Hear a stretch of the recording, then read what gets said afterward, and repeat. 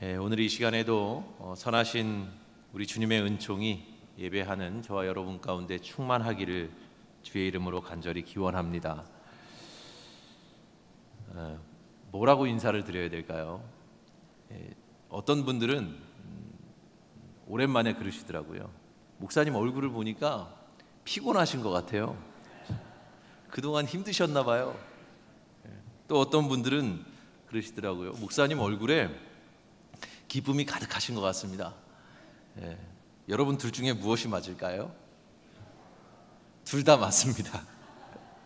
피곤한데 기쁘고 기쁜데 피곤합니다. 그런데요, 이처럼 기쁘고 피곤한 가운데서도 감사한 마음은 이루 말할 수가 없습니다. 참 감사하죠. 주님께서 새 생명을 주신 것도 감사하고 또 안전하게 출산하게 하신 것도 감사하고 뿐만 아니라 아기가 3.87kg로 아주 건강히 태어나게 된 것도 하나님께 감사합니다. 그리고 이와 더불어 감사한 것은 교회에서 선뜻 보름간의 출산 휴가를 허락해 주신 배려 때문인데요. 물론 제가 아이를 낳은 건 아니지만 그동안 다른 아무 걱정 없이 아내와 아이를 곁에서 돌보는 일에 집중할 수 있었습니다. 어느 장로님께서 그러시더라고요. 목사님, 셋째를 기대합니다. 감사합니다. 아무튼 많은 성도님들께서 관심 가져주시면서 또 기도해 주셨고 또 일일이 셀 수 없을 정도로 많은 그런 축하의 메시지들을 보내주셔서 또한 감사했습니다. 앞으로도 자녀를 양육하는 일에 본이 되고 또 하나님 보시기에 아름다운 목회자 가정을 이루어갈 수 있도록 기도해 주시면 감사하겠습니다. 우리 오늘 예배에 참석하신 주예분들과 함께 인사 나누실까요? 집사님, 권사님이 있어서 든든합니다. 든든합니다. 감사합니다. 든든합니다. 감사합니다. 오늘 주일 오후 예배에 어떤 말씀을 전할까 이렇게 고민을 하다가 문득 오늘 본문 말씀이 떠올랐습니다. 아마도 제가 요즘 가장 많이 생각하는 것과 관련되어 있기 때문인 것 같아요. 최근 둘째 아이를 얻게 되면서 다시금 부쩍 많이 하게 되는 생각이 있었거든요. 바로 이겁니다. 어떤 아버지가 되어야 할까? 나는 두 자녀에게 어떤 아빠가 되어야 할까? 이런 생각을 했었는데요. 아마도 은연중에 이러한 생각과 연결이 되어서 오늘 본문 말씀이 이렇게 떠올랐던 것 같아요. 물론 우리 자녀들이 돌아온 탕자와 같아서는 안 되겠지만요. 바라기는 오늘 본문 말씀을 우리가 함께 살펴보면서 우리 인생의 참부모이신 하나님은 어떤 분이신지 우리가 다 같이 깊이 깨닫고 또 우리도 그분의 선하심과 인자하심을 닮아가기를 그렇게 소원하는 참으로 복된 시간이 되기를 주님의 이름으로 축원합니다. 여러분, 오늘 본문의 이야기를 이미 다 잘 아시죠? 우리가 이른바 돌아온 탕자의 비유라고 부르는 이야기입니다. 아마 교회를 다니지 않는 이들도 이 이야기를 한 번쯤은 들어보았을 법한 참 유명한 그런 이야기인데요. 내용인즉슨 어떤 아버지에게 두 아들이 있는데 그 가운데서 작은 아들이 말썽을 일으킵니다. 그 작은 아들은 아버지에게 자기 몫의 유산을 요구하였고 자신의 몫을 받자 냉큼 집을 나가죠. 집을 나간 그 아들은 먼 나라에 가서 재산을 모두 탕진합니다. 그렇게 그곳에서 그는 가지고 있던 모든 재산을 다 잃어버리게 되죠. 결국 몰락한 그는 그저 돼지 치는 일을 하면서 쥐엄 열매로 배를 채워야 하는 신세로 전락하게 되죠. 하루아침에 배고프고 불쌍하고 또 비참한 그런 신세가 된 그런 작은 아들이었는데요. 결국은 그 마음을 돌이키고 용기를 내어서 아버지가 계신 집으로 다시 돌아갑니다. 그럼 그를 아버지는 따뜻하게 맞아줄 뿐만 아니라 기쁨에 사로잡혀서 성대한 잔치를 베풀게 되죠. 자, 여러분, 이것이 오늘 본문인 탕자의 비유가 전하는 대강의 이야기 줄거리입니다. 물론 탕자의 비유는 이것으로 끝이 나는 것은 아닙니다. 큰아들의 이야기가 후에 더 남아있긴 합니다만 그 내용까지 다루려면 꽤나 많은 시간이 필요하기 때문에 다음 주에 그 이야기를 나누도록 하고요. 오늘 설교에서는 탕자인 작은 아들과 또 아버지의 이야기에 우리가 한번 집중을 해보고자 합니다. 그리고 이를 위해서 오늘 본문 말씀을 세 개의 장면으로 나누어서 그 의미를 한번 톱어보고자 하는데요. 먼저 우리가 주목하고자 하는 이야기의 첫 번째 장면은 아들이 집을 나서는 장면입니다. 자, 여러분 잘 아시는 것처럼 집을 나서기 전 작은 아들은 아버지에게 자기 몫의 분깃을 달라고 요청하였습니다. 본문 11절과 12절의 말씀이죠.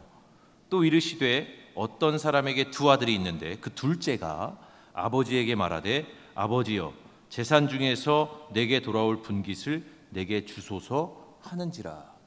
자, 이처럼 작은 아들은 아버지의 재산 중에 자기에게 돌아올 목, 즉 유산의 배분을 요구한 겁니다. 당시 재산 상속에 관한 율법에 의하면 보통 장자에게는 유산의 3분의 1을, 그리고 차자에게는 나머지인 3분의 1을 나누어 주어야만 했습니다.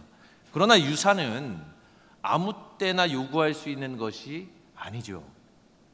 재산 상속에 관한 문제는 오늘날도 별반 다름이 없습니다만 보통 아버지의 임종이 임박하게 되었을 때에 행해지는 것이 아주 일반적이었습니다. 뿐만 아니라 유산 상속은 자녀의 요구에 의해서 이루어지는 것이 아니라 철저히 아버지의 판단과 주도 속에서 행해지는 것이 당연한 관례였고요. 또한 그것이 마땅한 도리였죠. 그렇게 볼 때 이 본문 속 둘째 아들의 요구는 어떠한 것입니까? 대단히 무례할 뿐만 아니라 폐륜적인 것이기도 하죠. 베이루트 중동신학연구소를 설립한 신학자 케네스 베일리는 실제로 중동의 여러 문화권 사람들에게 이 비유를 직접 가서 들려주었다고 해요. 그런데 이 비유를 다 들은 사람들은 하나같이 이렇게 결론을 내렸다고 합니다. 분명히 작은 아들이 아버지를 굉장히 미워했을 것이다. 그리고 아버지가 죽기를 원했을 것이다. 하루라도 빨리 죽기를 원했던 것이다. 왜냐하면 과거이든 현재든 작은 아들이 멀쩡한 아버지에게 가서 유산을 요구하는 일은 절대로 중동 문화권 내에서는 불가능한 일이기 때문이라는 것이죠.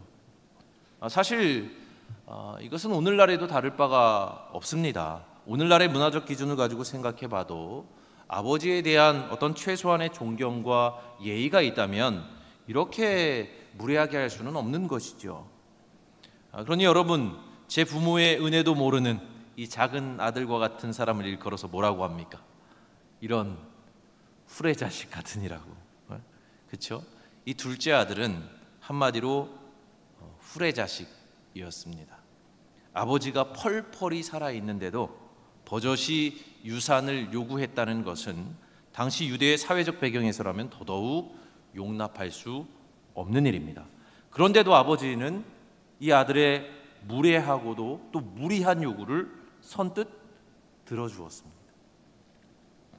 그의 요청을 묵살하기보다는 아들의 뜻을 존중해 주었고 버릇없는 그 아들을 징계하기보다는 오히려 선대해 주었습니다. 그렇게 자기 몫의 유산을 챙긴 아들은 이제 아버지의 집을 나서 먼 나라로 떠나게 됩니다. 자신이 이제껏 자라왔던 그 정든 동산을 뒤로 하고 모든 것이 생소하기만 한 타국 땅에 이르게 되었죠. 그리고 본문 13절은 그 먼 타국에서 그의 삶이 어떠한 지경에 이르렀는지를 우리에게 보여주고 있습니다. 그 후 며칠이 안 되어 둘째 아들이 재물을 다 모아가지고 먼 나라에 가 거기서 허랑방탕하여 그 재산을 낭비하더니. 자, 이 말씀은요, 이 작은 아들의 삶, 아버지 집을 떠나간 그의 삶을 한 단어로 압축해 주죠. 무엇입니까? 허랑방탕했다. 아들의 삶은 한마디로 허랑방탕이었습니다. 언행이 허황하고 착실하지 못하여 주색에 빠져 행실이 추저분하다, 이런 뜻을 가지고 있죠. 이게 허랑방탕의 사전적 의미인데요, 바로 이 말이 작은 아들의 삶을 요약해주고 있습니다. 이렇게 산 거죠. 아버지 집을 떠나서 말입니다. 아버지에게 자신의 분깃을 요구했고 유산을 받아내어서 먼 나라로 가서 그가 일구어낸 삶은 결국 이런 삶이었던 겁니다.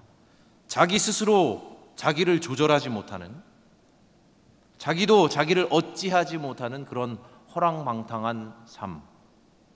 독일 성서공의 해설은 이러한 아들의 삶을 일컬어서 스스로 자기 자신의 희생물이 되었다.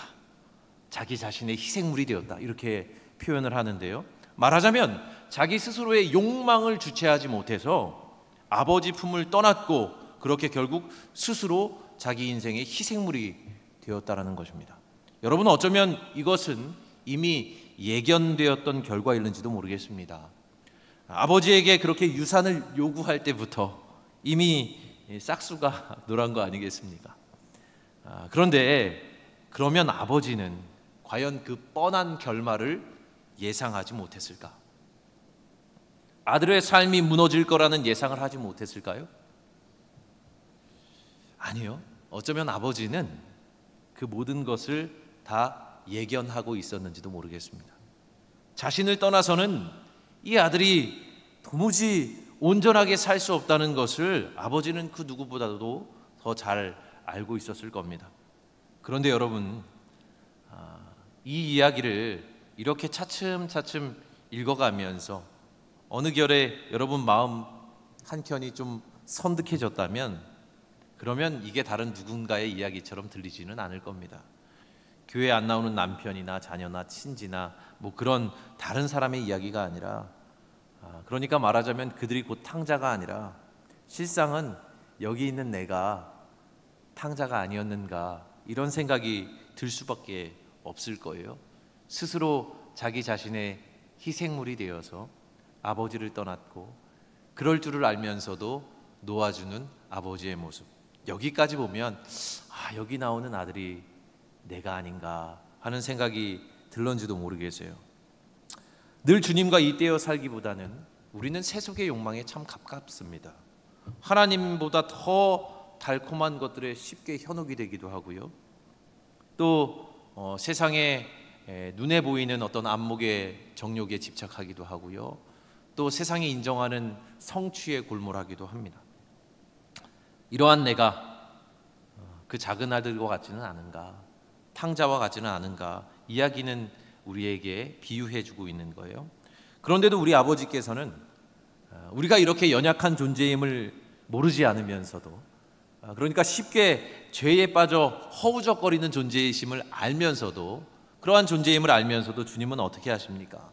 마치 비유 속 아버지처럼 나를 존중해 주시고 내 뜻을 이해해 주시고 선대해 주시는 거예요. 그래서 종국에는 스스로 깨닫고 돌아오기를 바라시는 겁니다. 자, 이를 통해서 우리는 하나님의 일면을 보게 됩니다. 그것은 바로 하나님께서는 때때로 우리 인간의 방황을 허용해 주신다는 것이죠. 주님은 우리의 방황을 허용해 주실 때가 있습니다. 우리가 각자의 자유로운 선택과 의지에 따라서 채택한 삶의 방식을 때때로 주님은 허용해 주십니다. 그 앞에 어떠한 결말이 기다리고 있을지를 아시면서도 주님은 우리를 막무가내로 이끄시지 않으십니다. 때때로 우리의 방황을 허용해 주시는 거죠. 그럼에도 불구하고 분명한 영적인 진리는 이것입니다. 요한복음 15장 5절의 말씀인데요.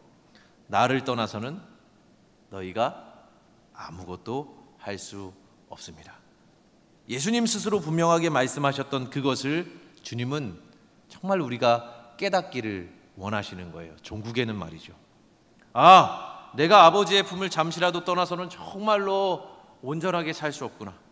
이 분명한 사실을 우리가 깨닫기를 바라십니다. 비유 속 탕자, 곧 작은 아들은요, 그 허랑방탕한 삶의 결과로 이러한 사실을 깨닫게 되었습니다. 여러분, 이것이 바로 이야기의 전환점이 되는 두 번째 장면이라고 할 수 있겠는데요. 빈털터리가 되어서 그저 들에서 돼지를 치며 쥐엄 열매로 혹이라도 달래보려는 자신을 문득 바라보다가 그는 깨달았죠. 본문 17절 말씀인데요.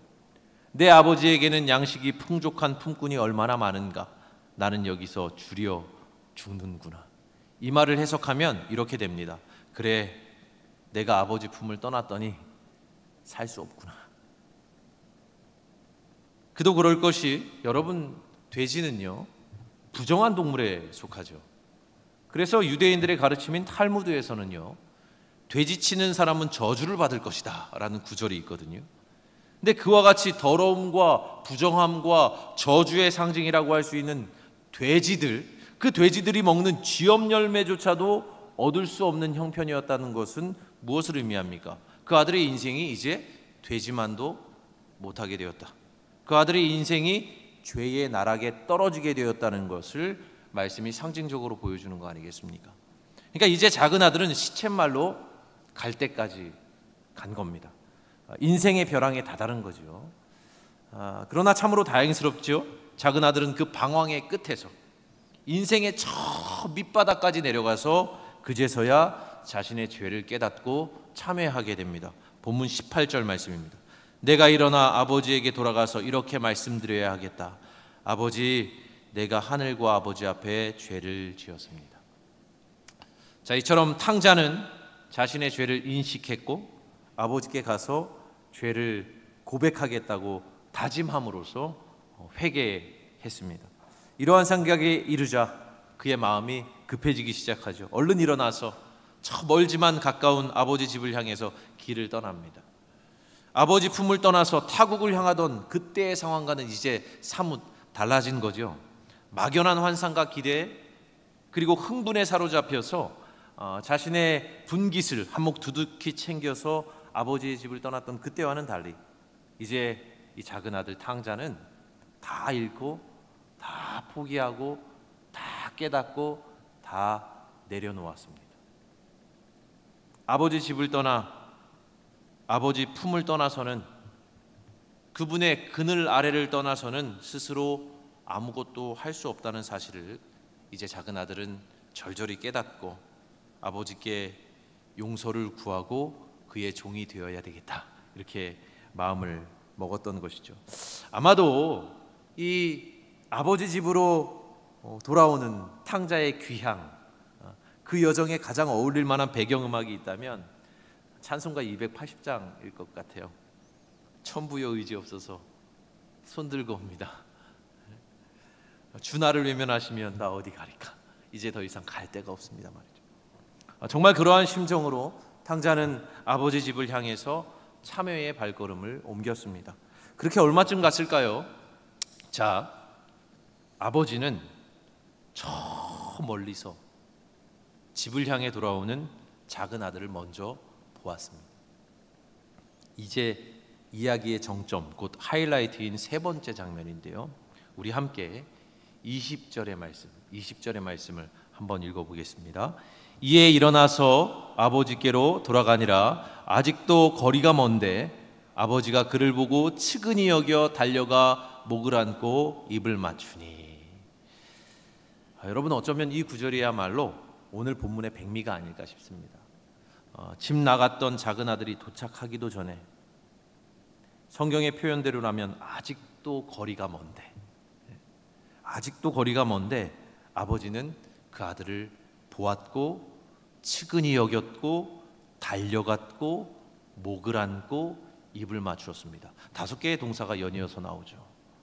아버지의 그 동작들이, 행위들이 그대로 묘사되고 있습니다.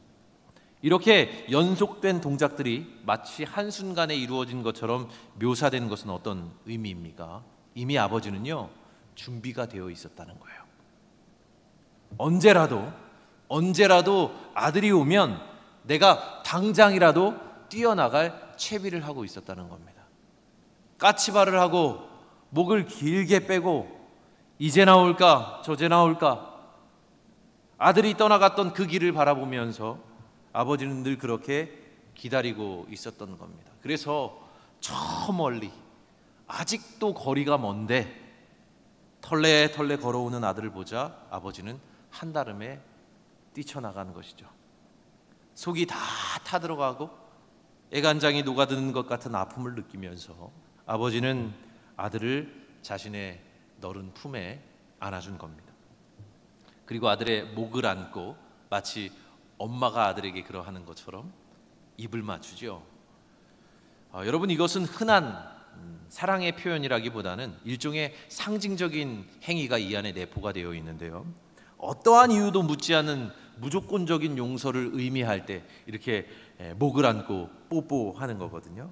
그러니까 아들이 미처 아버지 앞에 무릎을 꿇기도 전에, 용서를 구하기도 전에, 자신의 잘못을 시인하고 빌기도 전에 아버지는 이미 내가 다 용서했다는 신호를 그 아들에게 보여주는 거예요. 안아주고요, 입을 맞춥니다. 그의 목을 안고 뽀뽀 세례를 퍼부어주고 있어요. 이유가 어찌 됐든, 어떤 잘못을 내가 범했든 그 실과를 내가 따지지 않을게. 내가 너를 용서한다. 이런 메시지가 담겨 있는 거예요. 근데 여러분, 성경 원문상에 등장하는 단어가 참 재밌는데요, 본문에는 이제 입을 맞추었다라는 의미의 카테필레센이라는 동사가 사용되고 있거든요. 그런데 이 카테필레센이라는 단어는요, 그냥 한 번 입 맞추고 끝나는 게 아닙니다. 쪽쪽쪽쪽쪽쪽쪽. 이 카테필레센은 여러 번 거듭해서 뽀뽀해 주는 거예요. 이 아버지가 지금 아들에게 그렇게 해주고 있는데요, 제가 옛날에 종종 저희 딸아이에게, 하율이에게 막 그렇게 뽀뽀 세례를 퍼붓는 것처럼 지금 이 다 큰 아들한테 뽀뽀 세례를 퍼붓고 있는 거예요. 여담입니다만 요즘은 제가 딸아이에게는 그렇게 못합니다. 어느 날 저한테 갑자기 그러더라고요. 앞으로 뽀뽀하려면 자기에게 허락을 좀 맡으래요. 제가 이제는 못 그러는데, 이 다 큰 작은 아들에게 아빠는 뽀뽀 세례, 카테필레센, 퍼붓고 있는 겁니다. 어떤 의미라고요? 용서의 의미로서 말입니다. 내가 너를 다 이해했고 너의 과거는 묻지 않겠다. 너의 잘못은 다 사해졌고 이미 나는 너를 용서했다라는 의미로서 말입니다. 아무튼 그와 같이 아버지는 이제 죄를 자백하고 벌받을 각오로 돌아온 아들에게, 노예가 되어서 아버지의 종이 되어서 살겠노라 그렇게 돌아온 아들에게, 걱정 마, 내가 다 용서했어. 너를 너무 기다리고 있었어. 내가 너를 너무너무 사랑해. 이렇게 표현하고 있는 것입니다. 게다가 아버지는 아들에게 가장 좋은 옷도 입혀줬고요, 가락지도 끼워주고요, 신을 다 신기고는 성대한 잔치를 열게 되죠. 여러분, 잃었던 아들을 되찾은 아버지의 이 모든 행동들이 어떻게 느껴지십니까? 좀 과한 것 같지 않습니까? 우리 같아서는 좀 혼도 내야 되고요, 그럴 줄 알았어. 네가 그 재산을 다 가지고 가서 그렇게 날려먹어? 그런데요, 우리 주님은 그렇지 않으시다는 거예요. 내가 주님 앞에 와서 무릎 꿇기도 전에 나의 형편과 처지가 어떠한지를 다 감찰하시고 이미 주님은 용서하고 계시는 겁니다. 그렇게 작정하신 거예요. 그것이 아버지의 마음이고 하나님의 심정이라는 것이죠. 그분은 그래서 자기 자녀들을 사랑하시되, 저의 표현에 의하면 참 과하게 사랑하시는 분이다. 하나님 그런 분이십니다. 그 사랑은 도무지 끝을 헤아릴 수가 없어서 때로는 아들의 철없는 요구에도 선뜻 응답해 주실 뿐만 아니라 그 아들이 진정으로 깨닫고 돌아오기를 한없이, 그리고 변함없이 기다려주곤 하십니다. 아버지의 집, 아버지의 품, 곧 자기 존재의 근원으로 돌아오기까지 주님은 우리를 그렇게 기다려주시는 거예요. 그러니 여러분, 믿음이란 무엇이겠습니까? 아버지 집, 아버지 품, 아버지의 그늘 아래로 우리가 돌아가는 것 아니겠습니까? 우리는 살아있는 한 끊임없이 세상 속에서 유리하며 또 방황하는 탕자와 같은 존재들입니다. 그리고 하나님은 우리에게 방황을 허용해 주시죠. 하지만 분명한 것은 우리가 주님을 떠나서는 결국 아무것도 할 수 없다는 사실입니다. 오늘 이 시간 이를 깨닫는 우리 모두가 되었으면 참 좋겠습니다. 자녀를 사랑하되 넘치도록 사랑하시고 또 끝까지 사랑하시는 하나님 아버지께서 기다려 주실 것임을 알기에 마치 그 작은 아들이 아버지에게로 돌아갈 수 있었던 것처럼 우리도 어떠한 삶의 형편 중에라도 다시금 주님께로 우리의 삶의 방향을 돌이켜낼 수 있는 것이죠. 그러니 여러분, 한없이 우리를 기다리시고 한사코 우리를 사랑해 주시는 참 좋으신 주님의 마음을 깨닫고 허랑방탕한 세상의 가치를 늘 욕망하면서 살아가는 것이 아니라 아버지의 품을 늘 그리워하며 살아가는 저와 여러분 모두가 되기를 살아계신 주님의 이름으로 축원합니다.